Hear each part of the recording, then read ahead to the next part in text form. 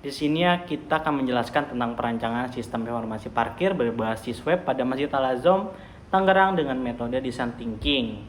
Selanjutnya kita ke latar belakang nih. Beberapa tempat umum saat ini memiliki sistem parkir yang berkaitan dengan teknologi canggih. Nah, salah satunya yaitu parkir melalui berbasis web. Nah, di sini kita lihat bahwasannya di Masjid Al-Azham itu masih menggunakan parkir manual. Nah, sebagai salah satu layanan publik, proses parkir harus dikelola dengan baik. Nah, pengelolaan proses parkir yang baik harus memperhatikan segi kenyamanan dan keamanan pengguna. Selain itu, setiap data proses parkir menjadi hal yang penting untuk dikelola. Selanjutnya kenapa sih memilih Masjid Al-Azham untuk penelitian? Salah satunya adalah kita bisa melihat dari fasilitas yang belum ada di Masjid Al-Azham, serta mengetahui permasalahan yang ada di Masjid Al-Azham. Nah, kita dalam penelitian ini kita melihat nih, apa sih masalahnya yang ada di Masjid Al-Azham. Selanjutnya kita ke tujuan penelitian nih. Satu, untuk mengetahui permasalahan yang ada di Al-Azham. Yang tadi sudah dijelaskan bahwa apa sih masalah-masalah yang ada di Masjid Al-Azham. Salah satunya yaitu parkir secara manual. Nah, kedua, kita untuk mengetahui fasilitas yang kurang di Masjid Al-Azham. Tiga, untuk memenuhi tugas kuliah. Empat, mengetahui proses sistem parkir yang digunakan. Nah, yang kita lihat bahwasannya Masjid Al-Azham masih menggunakan sistem parkir manual. Ya, kelebihan Masjid Al-Azham. Pertama, memiliki fasilitas yang lengkap dan memadai. Yang kedua, kebersihannya terjaga. Yang ketiga, tempatnya sangat luas dan bisa menampung banyak jamaah. Keempat, memiliki akses internet. Yang kelima, memiliki QR infak dan sedekah. Kekurangannya, yang pertama, sistem parkir yang masih manual. Kedua, tenaga ahli parkir yang berpengalaman. Selanjutnya ada metode penelitian. Yang pertama, empatis di sini memiliki cara kita untuk memahami emosi yang sama dengan emosi yang dirasakan orang lain. Melalui empati kita dapat merasakan perasaan mereka tentang masalah, situasi, dan keadaan. Yang kedua, define adalah suatu proses cara mendapatkan pandangan dari user, memahami kebutuhan pengguna, seperti halnya membuat user persona yang nantinya akan menjadi suatu pesan dasar dari perancangan.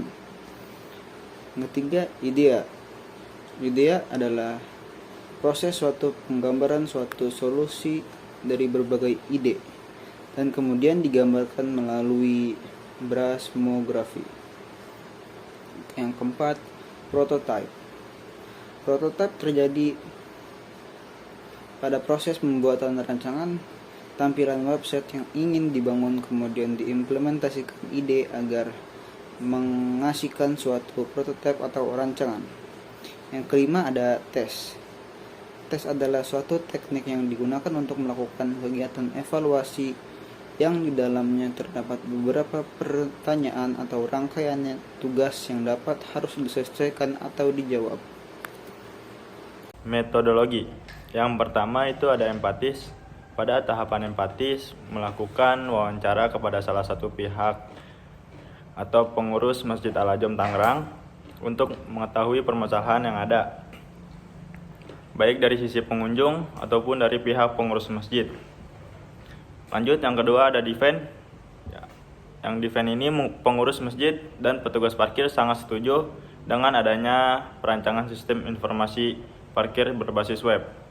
Adapun pengunjung yang tidak setuju dan setuju, dikarenakan pengunjung yang tidak setuju itu sudah lanjut usia yang tidak tahu dengan kecanggihan teknologi sekarang ini. Lanjut, untuk ide, ini kita punya skemanya. Dari gambar tersebut bisa dilihat kawan-kawan. Yang keempat yaitu prototype, yaitu perancangan sistem yang dihasilkan akan mengimplementasikan menjadi sebuah prototipe sistem parkir.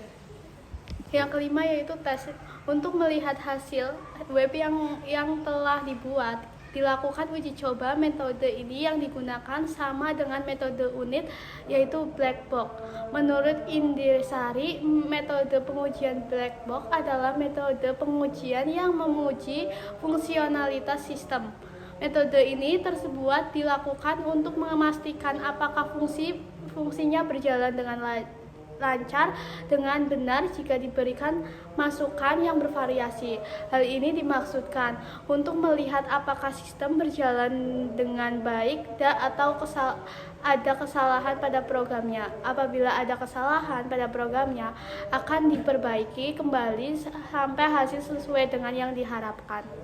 Jadi kesimpulannya yang sudah dijelaskan sebelumnya, bahwasannya memilih penelitian di Masjid Al-Azom, Tangerang, karena yang sudah kita lihat fasilitas parkir masih menggunakan sistem manual.